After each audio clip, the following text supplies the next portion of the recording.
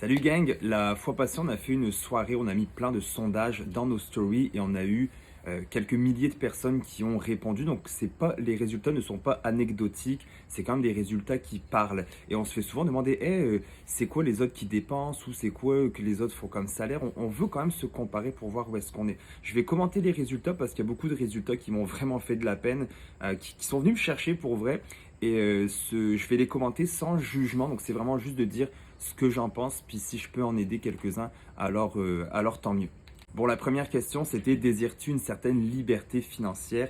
Et 99% nous ont répondu oui et 1% nous ont répondu non. Le 1%, d'après moi, c'était des trolls parce que je vois pas comment on pourrait se dire moi je veux pas être libre financièrement, mais bref. Celle qui est venue le plus me chercher, c'est est-ce que tu as une liste de rêves? Et on a 68% qui nous ont dit oui et 32% qui ont dit non. On a un tiers des gens qui n'ont pas de rêve à réaliser. Et ça m'a fait de la peine parce que pour avancer dans la vie, ça prend des objectifs, ça prend des buts. J'en parle souvent, je suis fatigant, mais il faut que vous en ayez, aussi minime soit-il, il faut qu'il soit réalisable, mais il faut avoir une liste de rêves.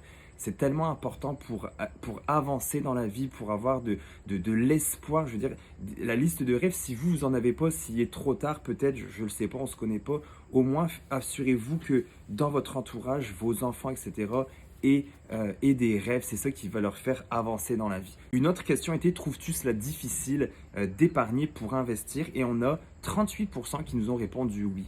Et ça m'amène à l'autre question qu'on avait, si tu avais une liste de rêves. Et effectivement, si tu n'as pas de liste de rêves, ben, tu n'auras pas d'objectif pour épargner. Donc tu vas épargner parce qu'on t'a dit, ouais, il faut épargner, c'est important.